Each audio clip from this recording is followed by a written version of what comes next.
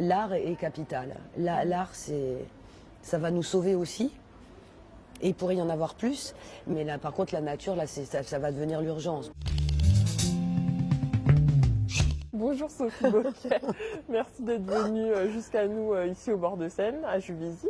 Alors, première question, est-ce que tu peux me dire qui est Sophie Bocquet? Chorégraphe et aussi metteuse en scène, parce que dans mes pièces, c'est très important, la mise en scène. Lumière, les images, la composition d'images. Enfin, le cinéma m'influence aussi beaucoup, et c'est ce qu'on m'a dit une fois, en voyant mes pièces. J'étais autant chorégraphe que metteuse en scène. Alors, est-ce que tu peux me donner ta définition de la danse contemporaine aujourd'hui? Grande liberté, d'inspiration, parce que moi je m'inspire beaucoup du quotidien, un côté assez familier. C'est très varié en fait la danse contemporaine. Je peux dire que plus jeune, il y avait des cours Martha Graham, il y avait Carlson. Enfin voilà, moi j'ai été plutôt vers l'école allemande, l'expressionnisme allemand. Et Pina, en fait, Pina Bausch, et Limone, enfin voilà, il y a plein de... C'est très varié. À mon avis, pourquoi les spectateurs disent souvent que la danse contemporaine est quelque chose d'incompréhensible ou de complexe?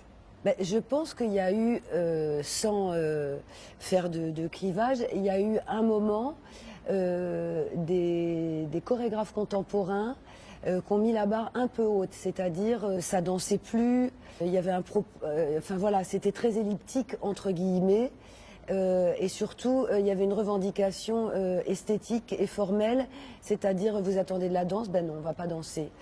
Moi, je suis plutôt de la famille danse-théâtre, on va dire, donc j'aime beaucoup raconter des histoires. Il y a une partie de la danse contemporaine qui reste très populaire, dans le sens où elle peut à la fois toucher les gens, et parce qu'elle parle aussi de ces personnes-là. Quand les gens qui vont voir disent j'ai pas compris, mais ça m'a emmené dans un voyage ou ça m'a raconté des choses, c'est gagné. Enfin, je veux dire, il n'y a pas besoin de comprendre forcément.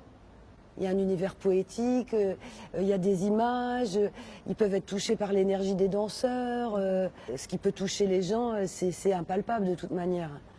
C'est le sens de la beauté aussi des choses. Enfin, il y a des gens qui vont être touchés ou pas touchés, ils sont un peu déstabilisés. C'est pour ça que je trouve que c'est très important la sensibilisation avant ou après. J'ai la chance de pouvoir orienter les activités artistiques, enfin les activités culturelles depuis le début en fait, c'est-à-dire d'aller vers des publics empêchés, notamment dans le dispositif Rompre l'isolement du département. Ça m'a sidéré les premiers ateliers quand ils ont vu une de mes pièces justement où j'étais programmée au festival Essonne Danse à Morsan. C'était Jungle Speed, perdre est une question de méthode, et ils sont venus voir les hommes, il y avait pas mal d'hommes dans ce groupe-là, sont venus voir, donc bénéficiaires du RSA et en situation d'isolement assez grave. Ils ont dit en fait tu fais comme avec nous. Et ils sont venus avec les danseurs, enfin ils ont parlé avec les comédiens et tout. Et donc j'ai trouvé ça génial. Et j'aime bien proposer en amont un petit atelier pour leur expliquer que on peut travailler avec des gestes de quotidien. Donc et du coup ça permet que ils se laissent embarquer. Peut-être qu'ils comprendront pas, mais finalement on s'en fiche de comprendre. Les deux. J'adore l'espace vivant de l'interprète. Chorégraphe aussi, parce que c'est une écriture, c'est un langage. Entre une écriture spontanée ou une écriture minutieuse, je questionne toujours ça. Et interprète, parce que c'est le cœur du sujet, parce que comme je dirige, entre guillemets, j'emmène des artistes d'horizons différents à travailler avec moi. L'interprétation est au cœur de... Voilà, je demande aux comédiens de pas trop jouer, aux danseurs de lâcher aussi des choses pour qu'on soit pas dans une esthétique. L'intention, le jeu, comment on envisage le plateau. C'est pour ça que par rapport à la création, j'ai eu envie d'être dans une lingerie. Et aussi pour être dans un lieu de travail, d'avoir un échange avec les personnes qui travaillent avant, après. Et du coup, comment, au niveau théâtral, on n'est pas protégé par le plateau, comment on va jouer, comment on n'est pas ridicule dans cet endroit-là.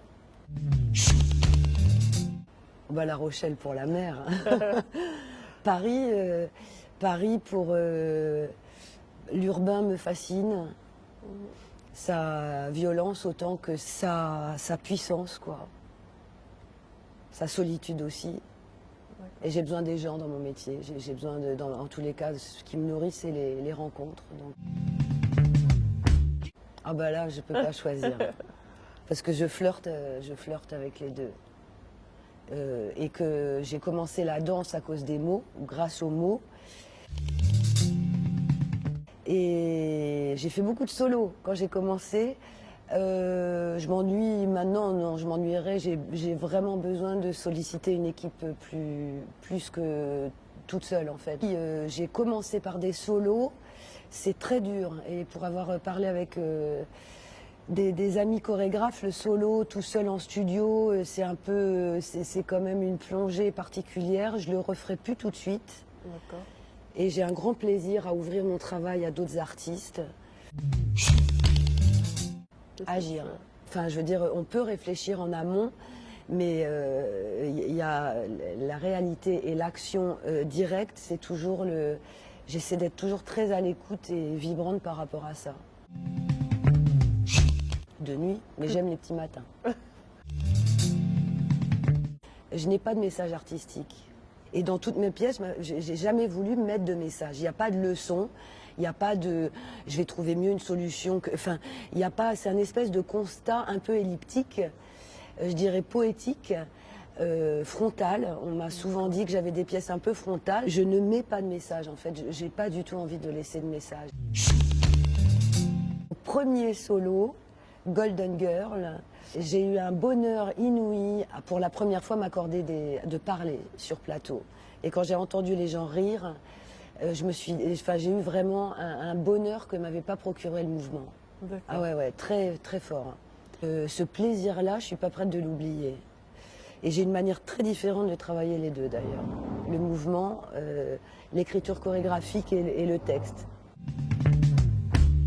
90. Les années 2000 vont faire des prises de conscience qui me font peur. Donc je préfère toutes les années avant. Avant les médias, la surabondance d'images qui sont assez déprimantes en fait. Oh, mais c'est drôle, mais pourquoi tu me poses la question ? Parce que je crois que tu as été interprète. Ah ouais, j'ai été interprète longtemps, puis j'ai fait un peu mes premières armes avec eux. Au début, ils étaient très dans ce théâtre. Je me suis régalée. Ah ouais, je me suis régalée, les deux. Ben, j'aime beaucoup les énergies d'hommes. Et tous les deux, très agréables de travailler. Au niveau les duos, la physicalité des duos, ils étaient tous les deux très doux, très différents, mais puissants. Donc je ne vais pas choisir. Alors avec Christian, on se chamaillait peut-être plus parce qu'on est un peu sanguins tous les deux. Et avec François, il enrobait un peu. Mais je m'entends très bien avec les hommes. Presque plus qu'avec les femmes. En fait, c'est plus facile. Les deux. Je dis nature parce que c'est... Je ne comprends pas comment on ne peut pas remettre en question tout ce qui nous fait bouger sans... Évidemment, puisque ça donne un sens à la vie. Et que là, d'ailleurs, je reparle de mes ateliers, mais entre mes étudiantes hier, où j'ai un jeune étudiant qui m'a demandé, en fait, l'atelier danse-littérature, à quoi ça sert? Je lui ai déjà dit, l'art, c'est déjà le sens de la vie. L'art est capital. L'art, ça va nous sauver aussi. Et il pourrait y en avoir plus. Mais là, par contre, la nature, là, ça va devenir l'urgence. Ça m'amuserait de reprendre des pièces que j'ai faites. Ça m'amuserait de les re-questionner. Il y aurait recréation, forcément. Je pense que j'ai une thématique récurrente dans chaque pièce, donc finalement, revenir sur certaines, ça les re-questionnerait, mais j'ai l'impression que j'ai quand même les mêmes thématiques dans toutes mes pièces. Posé à cause de ma pièce.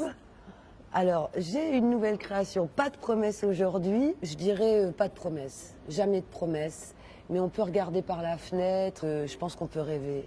Il y a des petits moments, et c'est ce que je trouve très beau dans cette écriture et que je cultive dans mes ateliers ou en tous les cas dans mes rencontres avec les gens et la danse, c'est que le quotidien, faut le chérir. Donc pas de promesse, mais cultivons, regarder les choses, se regarder, se parler, se contenter de la douceur d'un café. Mon hobby préféré, c'est la couture à la main. Et je fais des pochettes. Là, j'ai beaucoup moins le temps d'en faire, mais je les fais à la main. Je choisis des tissus, des velours d'ameublement. Mais c'est vraiment... et je les offre, voilà. Ça, c'est en vinyle vache. Alors, il y a toujours des doublures un peu, voilà. Coloré. Voilà. Non, mais bon, après, c'est vraiment les plus kitsch hein, que j'ai là. Dès que j'ai le temps, et j'adore ça. C'est vraiment... quand il y avait les grèves à Paris, j'avais mon petit kit sur les genoux. Et je faisais dans le RER mes petites pochettes. Voilà. Le bruit de la machine à coudre me fatigue, donc j'ai jamais cousu à la machine à coudre. Et j'ai même rencontré des personnes dans le RER, dont une dame très touchante, qui n'osait pas me parler, mais qui me voyait faire et qui m'a dit oh, « Excusez-moi de vous déranger, j'adore vos pochettes. » Ma fille adorerait ça. Et en fait, je lui ai dit, elle descendait à Sainte-Geneviève-des-Bois. On est descendues toutes les deux. Je lui ai dit, écoutez, vous pouvez venir boire un thé à la maison. Et puis en fait, elle est venue chez moi. Et donc, moi, c'est la caverne d'Ali Baba. Et il y a des tissus partout dans une pièce et tout. Et on a passé 2 heures comme des gamines. Elle voulait voir toutes les pochettes que je faisais.